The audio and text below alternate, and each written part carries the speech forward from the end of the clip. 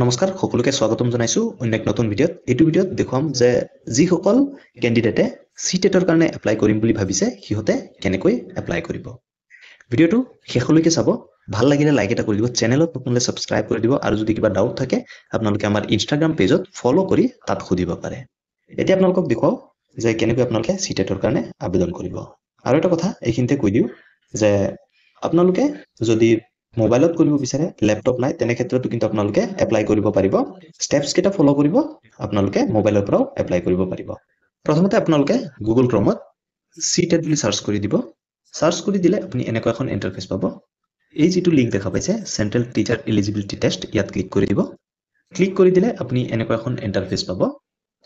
ইয়াতে এটা অপশন দেখা পাব এপ্লাই ফৰ সিটেট ফেব 26 অৰ্থাৎ 2026। ইয়াত আপুনি ক্লিক কৰি দিব। ক্লিক কৰি দিলে এনেকুৱা এখন ইন্টাৰফেস পাব। ইয়াত এটা অপশন দেখা পাইছে এপ্লাই ফৰ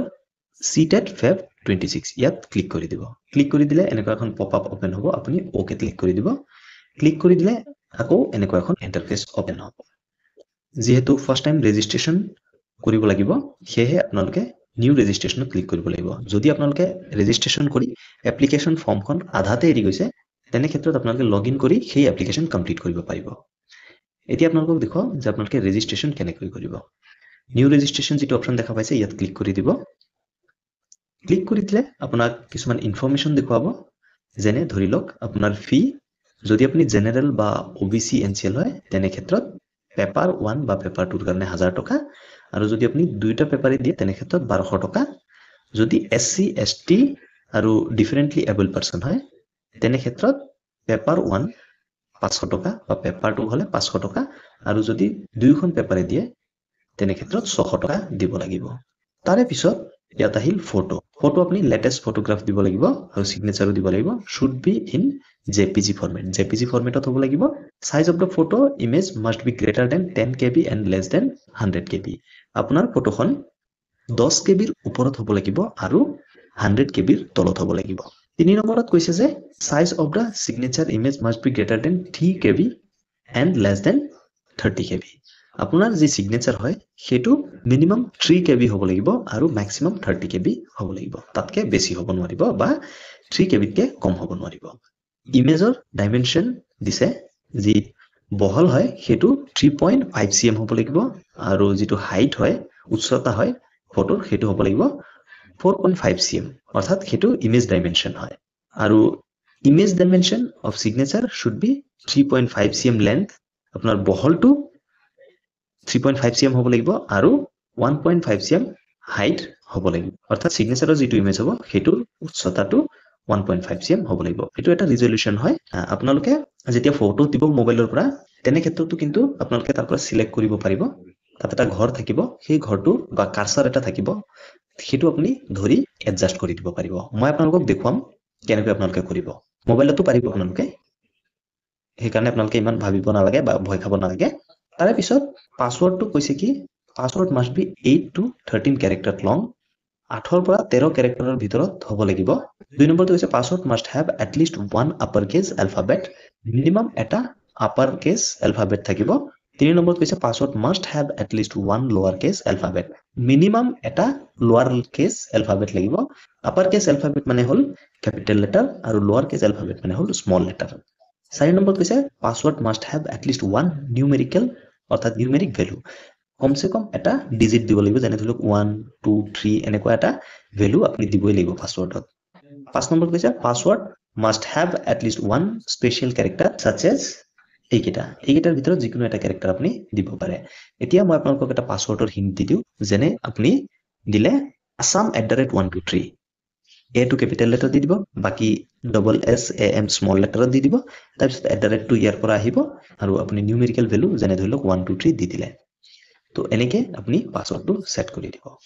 তো এইকেইটা হল ইনস্ট্ৰাকশন, আপোনালোকে যিকেইটা ফলো কৰিব। তাৰে পিছত আপুনি তলত এটা অপশন দেখা পাইছে, এইটো বক্সত টিক কৰি দিব। টিক কৰি দিয়াৰ পিছত ক্লিক হিয়াৰ টু প্ৰসিডত ক্লিক কৰি দিব। ইয়াত ক্লিক কৰি দিয়াৰ পিছত ইয়াত আপোনাৰ নামটো দিব লাগিব আৰু ইয়াত আপোনাৰ ফাদাৰ্স নেমটো দিব, ইয়াত মাদাৰ্স নেমটো দিব, ইয়াত আপুনি ডেট অফ বাৰ্থটো বাছি ল'ব। আপোনাৰ ডেট অফ বাৰ্থটো প্ৰথম তাৰিখটো ইয়াত বাছিব, ইয়াত মাহটো বাছি ল'ব আৰু ইয়াত আপোনাৰ ইয়েৰটো বাছি ল'ব। তাৰে পিছত আপুনি জেন্ডাৰটো ইয়াত বাছি দিব আপনি পুৰুষ হলে মেল দিব, মহিলা হলে ফিমেল দিব। তাৰপিছত আইডেন্টিটি টাইপ ইয়াত আপোনালোকক দেখুৱাই দিওঁ। ভোটাৰ আইডি দিব পাৰে, পাছপোৰ্ট যদি আছে দিব পাৰে, বেংক পাছবুক দিব পাৰে উইথ ফটোগ্ৰাফ, যিখন বেংক পাছবুকত আপোনাৰ ফটো থাকিব। ৰেচন কাৰ্ড উইথ ফটোগ্ৰাফ, যদি ৰেচন কাৰ্ড আছে আৰু ফটোগ্ৰাফ আছে সেইটো দিব পাৰে। নহলে ড্ৰাইভিং লাইচেন্সো দিব পাৰে, বা আপুনি যদি আধাৰ কাৰ্ড দিব বিচাৰে তেনে ক্ষেত্ৰত এনি আদাৰ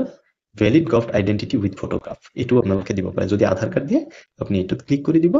ক্লিক কৰি দিয়াৰ পিছত ইয়াত আপোনাৰ আধাৰ নম্বৰটো লিখি দিব। তাৰে পিছত ইয়াত আপোনাৰ নামটো আকৌ দি দিব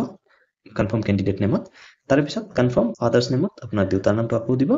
কনফাৰ্ম মাদাৰ্ছ নেমটো আকৌ দিব, অৰ্থাৎ আপোনাৰ মাৰ নামটো ইয়াত আকৌ দিব। তাৰপিছত ডেট অফ বাৰ্থটো আপুনি আকৌ ইয়াত বাছি ল'ব। জেণ্ডাৰটো আকৌ আপুনি কনফাৰ্ম কৰিব লাগিব, আপুনি পুৰুষ হলে মেল দিব, মহিলা হলে ফিমেল দিব। তাৰে পিছত প্ৰিমিসেছ নম্বৰ নেম, এতিয়া আপোনাৰ ইয়াত ঘৰৰ নম্বৰটো আপুনি দি দিব পাৰে, যেনে ধৰি লওক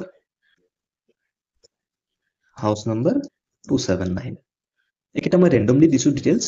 আপোনালোকে নিজৰটো আৰু শুদ্ধকে দি দিব। তাৰপিছত আপুনি ইয়াত ভিলেজটো দি দিব পাৰে, ইয়াত আপোনাৰ পোষ্ট অফিচ দি দিব পাৰে, ইয়াত আপোনাৰ কাণ্ট্ৰিটো ইণ্ডিয়া সিলেক্ট কৰি দিব, ইয়াত ষ্টেটটো আপুনি সিলেক্ট কৰি দিব আসাম। তাৰপিছত ডিষ্ট্ৰিক্টটো আপোনাৰ নিজৰ ডিষ্ট্ৰিক্টটো আপোনালোকে বাছি ল'ব। নগাঁৱৰ যদি হয় নগাঁও দি দিব, যদি বেলেগ ডিষ্ট্ৰিক্টৰ হয় দি দিব। তাৰে পিছত ইয়াত পিনক'ডটো দি দিব। আকৌ এবাৰ দেখুৱাইছো, ইয়াত আপোনাৰ ঘৰৰ নাম বা নাম্বাৰ সেইকেইটা দি দিব। ইয়াত আপোনাৰ পোষ্ট অফিচৰ নামটো দি দিব,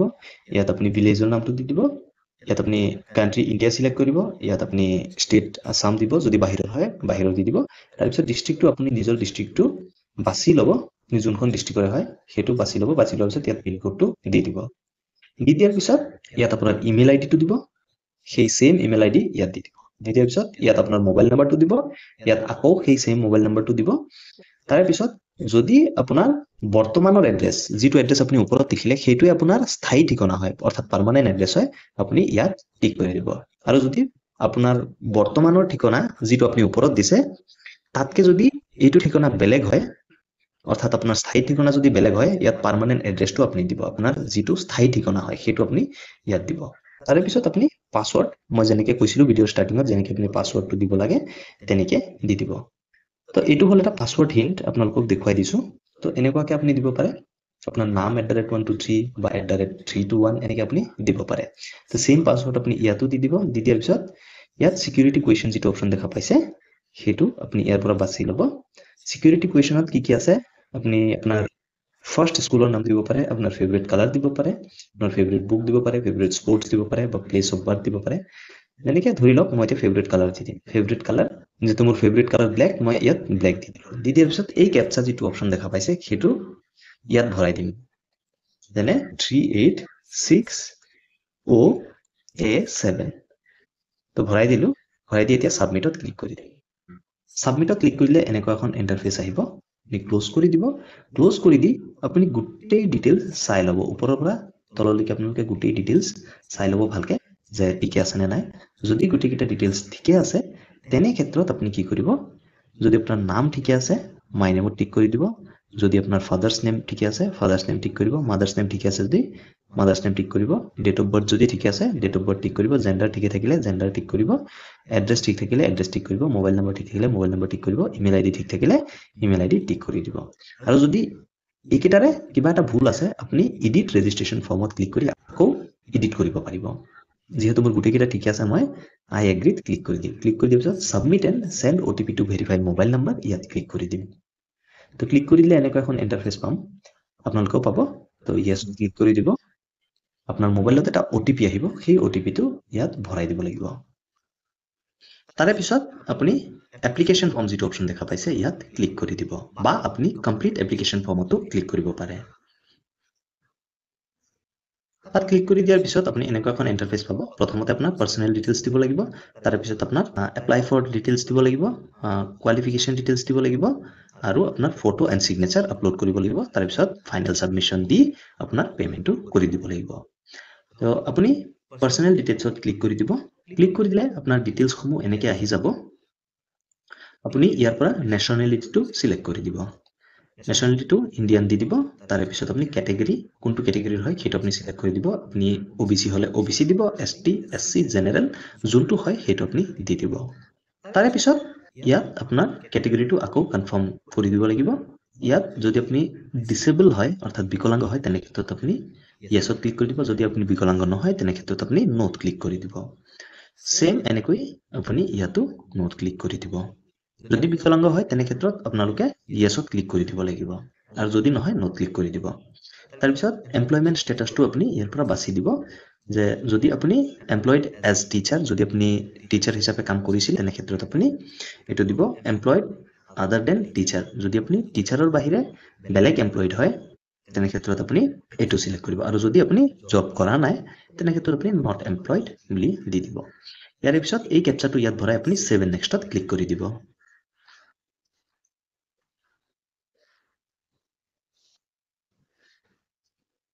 সেভ এণ্ড নেক্সটত ক্লিক কৰি দিলে আপনি এনেকুৱা এখন পপআপ পাব আপনি ইয়েছত ক্লিক কৰি দিব ক্লিক কৰি দিয়াৰ পিছত এতিয়া আহিলে এপ্লাই ফৰ ডিটেইলছত এপ্লাই ফৰত আপনি ইয়াৰ পৰা বাছি ল'ব আপনি কোনটো পেপাৰৰ কাৰণে এক্সামটো দিব যেহেতু মই পেপাৰ 2ৰ কাৰণে দিম মই পেপাৰ 2 সিলেক্ট কৰি দিম যদি আপনি পেপাৰ 1ৰ কাৰণে দিব বিচাৰে পেপাৰ 1 দিব পেপাৰ 2ৰ কাৰণে বিচাৰিলে পেপাৰ 2 দিব আৰু যদি আপনি দুইটাই দিব বিচাৰে ইয়াত ক্লিক কৰি দিব তো যেহেতু মই পেপাৰ 2 দিম হে মই পেপাৰ 2 সিলেক্ট কৰি দিলো তাৰ পিছত ল্যাঙ্গুৱেজ 1 ল্যাঙ্গুৱেজ 2 আপোনালোকে হয়তো জানে যে ল্যাঙ্গুৱেজ 1 ল্যাঙ্গুৱেজ 2 কি হয় তো মোৰ প্ৰথম ফাৰ্স্ট ল্যাঙ্গুৱেজ হ'ব আসামিজ তো মই আসামিজ দি দিলো আৰু সেকেন্ড ল্যাঙ্গুৱেজটো হ'ব মোৰ ইংলিশ তাৰে পিছত আপুনি minimum educational qualification for classes 6 to 8 তো পেপাৰ 2 কাৰণে মিনিমাম এডুকেশনাল কোৱালিফিকেশন কি লাগিব হেতু ইয়াৰ পৰা বাছি ল'ব লাগিব ইয়াত আপোনালোকে 1 2 3 4 এনেকুৱাকে দেখা পাব আপ টু 8 তো 1 এ কি বুজাইছে যিসমূহ ক্যান্ডিডেট গ্ৰেজুৱেট হয় আৰু past বা pursuing 2 years diploma in elementary education অৰ্থাৎ যিসমূহ ক্যান্ডিডেটৰ গ্ৰেজুৱেচন কমপ্লিট আছে আৰু সিহঁতে 2 বছৰীয়া ডিএলএড কৰিছে সিহঁতে 1 নম্বৰটো সিলেক্ট কৰিব যিসমূহ ক্যান্ডিডেটৰ 50% মাৰ্কস আছে হয়তো গ্ৰেজুৱেচনত নতুবা পোষ্ট গ্ৰেজুৱেচনত আৰু সিহঁতে বিএড কৰি আছে বা বিএড কমপ্লিট হল সিহঁতে 2 নম্বৰটো সিলেক্ট কৰিব 3 নম্বৰত কৈছে যে গ্ৰেজুৱেচন উইথ এটলিষ্ট 45% মাৰ্কস যদি আপোনালোকৰ 45% মাৰ্কস আছে গ্ৰেজুৱেচনত আৰু আপোনালোকে বিএড কৰি আছে বা বিএড পাস কৰিলে তেনে ক্ষেত্ৰত এইটো সিলেক্ট কৰিব অৰ্থাৎ 3 নম্বৰটো সিলেক্ট কৰিব আৰু 4 নম্বৰত যদি আপোনাৰ হায়াৰ সেকেন্ডাৰী পাস আছে আৰু 50% মাৰ্কস আছে আৰু আপুনি 4 বছৰীয়া বিএলএড কৰি আছে বা পাস কৰিলে আপনি এইটো সিলেক্ট কৰিব 5 নম্বৰতে senior secondary with at least 50% marks and passed or pursuing 4 years BA, BSc B.Ed or BA, BSc Ed আপনি যদি এইটো ক্যাটাগৰীত পৰে আপনি এইটো সিলেক্ট কৰি দিব 6 নম্বৰত আকৌ দিছে graduation with at least 50% marks passed or pursuing B Ed special education যিসকলে স্পেশাল এডুকেশনত বিএড কৰিছে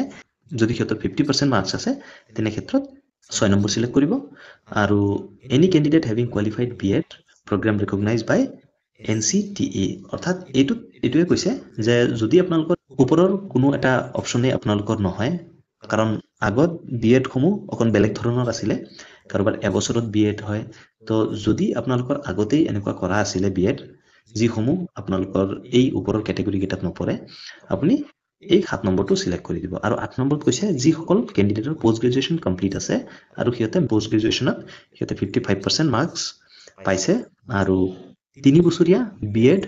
কৰিছে বা এমএড কৰিছে তেনে ক্ষেত্ৰত সিহঁতে এই 8 নম্বৰটো সিলেক্ট কৰিব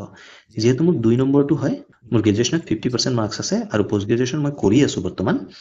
এটো যেহেতু কমপ্লিট হোৱা নাই কিন্তু মই এটো 50% মাৰ্কস গ্ৰেজুৱেচনটো ধৰিম আৰু মোৰ বিএডটো কৰা আছে অলৰেডি তো মই 2 নম্বৰটো সিলেক্ট কৰি দিম তো মই 2 নম্বৰটো সিলেক্ট কৰি দিম তাৰে পিছত আহিছে subject offered for paper 2 subject কোনটো আপোনালোকে ইয়াত চুজ কৰিব ম্যাথমেটিক্স এন্ড সায়েন্স বা সোশ্যাল সায়েন্স আপোনালোকে হয়তো জানে এই দুটা বস্তু কি হয় যেহেতু মই ম্যাথমেটিক্স এন্ড সায়েন্স লম তো মই ম্যাথমেটিক্স সায়েন্সটো সিলেক্ট কৰি দিম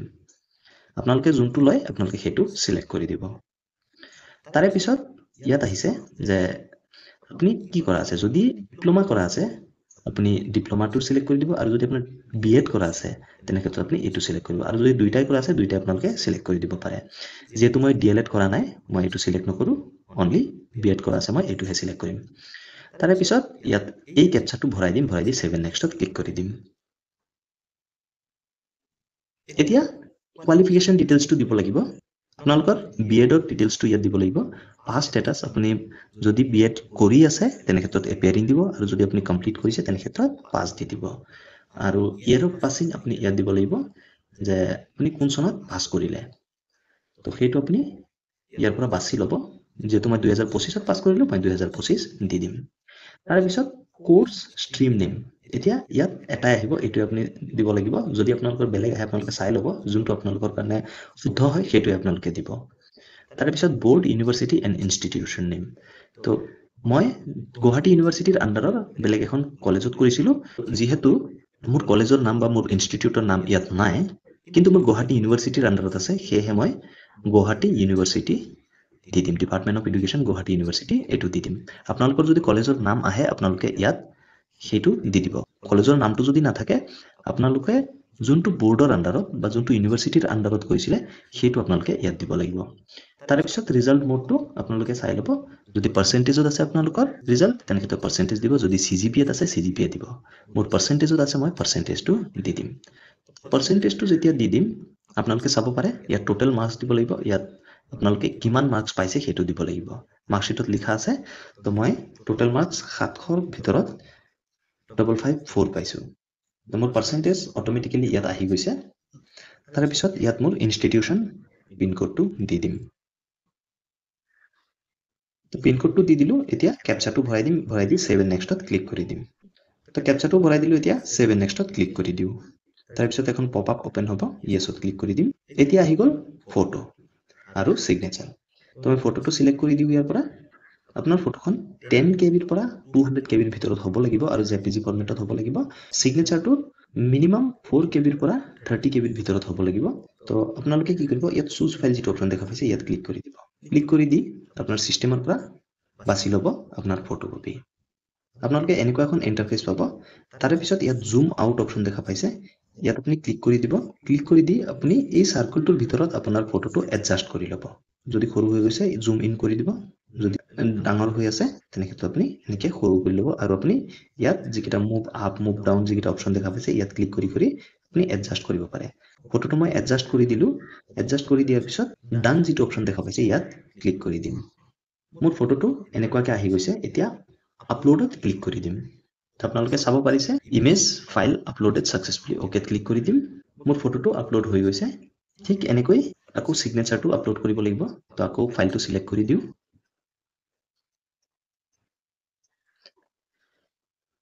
সিগনেচাৰটো আপলোড কৰি দিলো এতিয়া যি ক্যাপচা দেখা পাইছে এই ক্যাপচাটো ইয়াত ভৰাই দিম ক্যাপচাটো ভৰাই ইয়াত সেভ এণ্ড নেক্সটত ক্লিক কৰি দিম ইয়েস কৰি দিলো ইয়েস কৰি দিয়াৰ পিছত এনেকুৱাকৈ ইন্টাৰফেস আহিছে ক্লোজ কৰি দিলো ক্লোজ কৰি দি এতিয়া গোটেই ডিটেইলছখিনি চাব লাগিব গোটেইখিনি ডিটেইলছ আপোনালোকে চাই ল'ব যদি ঠিকে আছে আপুনি ইয়াত আপোনাৰ নাম father's name mother's name apply for date of birth photograph gender contact details examination city disability status category এই গোটেইকেইটা আপোনালোকে টিক কৰি দিব লাগিব গোটেইকেইটা আপোনালোকে চাই ল'ব ফাইনেল সাবমিশনৰ আগত যে ঠিকে আছে নে নাই তাৰ পিছত আপুনি আই এগ্ৰি দি আপুনি ফাইনেল সাবমিশন অফ এপ্লিকেশনত ক্লিক কৰি দিব তো ক্লিক কৰি দিলে এনেকুৱা এখন পপ আপ হ'ব ইয়েছত ক্লিক কৰি দিব ক্লিক কৰি দিলে এনেকুৱাকৈ ইন্টাৰফেস আহিব তো আপুনি কি কৰিব লাগিব যদি কিবা ভুল আছে এতিয়াও আপুনি এডিট এপ্লিকেশন ফৰ্মত গৈ আকৌ এডিট কৰিব পাৰে যদি ঠিকে আছে আপুনি ইমেইল আইডিটো আকৌ ভেৰিফাই কৰিব লাগিব তো click here to verify your email আইডিত ক্লিক কৰি দিব ক্লিক কৰি দিলে এনেকুৱা এখন ইন্টাৰফেস আহিব তাৰে পিছত আপুনি কি কৰিব ইয়াত এই ক্যাপচাটো ভৰাই দিব তো ক্যাপচাটো ভৰাই দিলো ভৰাই দিয়াৰ পিছত এতিয়া সাবমিট এণ্ড গেট ওটিপিত ক্লিক কৰি দিম তো ওটিপিটো মোৰ মেইলত আহি গৈছে মই এতিয়া ওকে ক্লিক কৰি দিম আৰু ইয়াত ওটিপিটো ভৰাই দি ভেৰিফাইড ক্লিক কৰি দিম ভেৰিফাইড ক্লিক কৰি দিলে এনেকুৱাকৈ সাকসেসফুলি ভেৰিফাইড হৈ যাব ওকে ক্লিক কৰি দিব ক্লিক কৰি দিলে আপুনি এনেকুৱা এখন ইন্টাৰফেস পাব এতিয়া আপোনাৰ কাষ্টৰ অনুযায়ী আপোনাৰ ফিটো আহিব এক্সামিনেশন ফিটো পে কৰিব লাগিব তো আপুনি কি কৰিব পে এক্সামিনেশন ফি ইয়াত ক্লিক কৰি দিব আপোনাৰ হয়তো বেলেগ আহিব পাৰে কাষ্ট অনুযায়ী ফিটো বেলেগ হ'ব মোৰ 1000 টকা তো মই ইয়াত ক্লিক কৰি দিম ক্লিক কৰি দিলে এনেকুৱাকৈ ইন্টাৰফেস আহিব তাৰ পিছত অনলাইন পেমেন্ট যেটো অপচন দেখা পাইছে ইয়াত ক্লিক কৰি দিব ক্লিক কৰি দি আপুনি প্ৰসিড ফৰ পেমেন্টত ক্লিক কৰি দিব তাৰ পিছত পপ আপ ওপেন হ'ব ওকে ক্লিক কৰি দিব ক্লিক কৰি দিলে এনেকুৱাকৈ ইন্টাৰফেস আহিব তাৰ পিছত আপুনি ইয়াত আকৌ ক্লিক কৰি আপুনি প্ৰসিড ফৰ পেমেন্টত ক্লিক কৰি দিব তো ক্লিক কৰি দিলে এনেকুৱাকৈ ইন্টাৰফেস আহিব এতিয়া আপুনি আপোনাৰ কিউআৰ দিও পেমেন্টটো কৰিব পাৰে বা আপুনি ইউপিআই এপ দিও কৰিব পাৰে তো কিউআৰ দি যদি কৰে ইয়াত ক্লিক কৰি দিলে আপোনাৰ কিউআৰটো আহি যাব যিকোনো ফোন দি আপুনি স্ক্যান কৰি পেমেন্টটো কৰি দিব আৰু যদি ইউপিআই দি কৰিব বিচাৰে আপুনি মোবাইলৰ পৰা কৰি আছে ইউপিআই বক্সত যাব যেহেতু আপোনাৰ নিজৰ ফোনটোতে গুগল পে আছে তো তেনে ক্ষেত্ৰত ইউপিআই সেকশনত গৈ ইয়াত আপোনাৰ ইউপিআই আইডিটো দি দিব ইউপিআই আইডিটো লিখি আপুনি পেত ক্লিক কৰি দিব যেতিয়া আপুনি ইউপিআই আইডিটো দি দিব ইয়াত ক্লিক কৰি দিব বা আপুনি কিউআৰ দিও দিব পাৰে বেলেগৰ ফোন দি বা আপুনি যদি নিজৰ ফোনৰ পৰাই পেমেন্ট কৰিব বিচাৰে আপুনি ইয়াত ক্লিক কৰি দিব ক্লিক কৰি দিলে আপোনাৰ জিপে বা আপোনাৰ ফোন পেত নটিফিকেশন আহিব পে কৰিবলৈ বা এপ্ৰুভ কৰিবলৈ 1000 টকা হেতু আপুনি পে কৰি দিব পে কৰি দিলে আপুনি আৰু একো কৰিব নালাগে আপুনি জাস্ট ওয়েট কৰিব পেজটোলে কিন্তু এইখিনিতে এটা কথা কৈ দিও যেতিয়া আপুনি গুগল ক্ৰোমৰ পৰা কৰিব মোবাইলৰ পৰা তেনে ক্ষেত্ৰত কিন্তু আপোনালোকে কাটি নিদিব হেতু মিনিমাইজ কৰি সাইডত থৈ দিব পাৰিব আপুনি ক্ৰোমটো একেবাৰে কাটি নিদিব যেতিয়া পেমেন্টটো হৈ যাব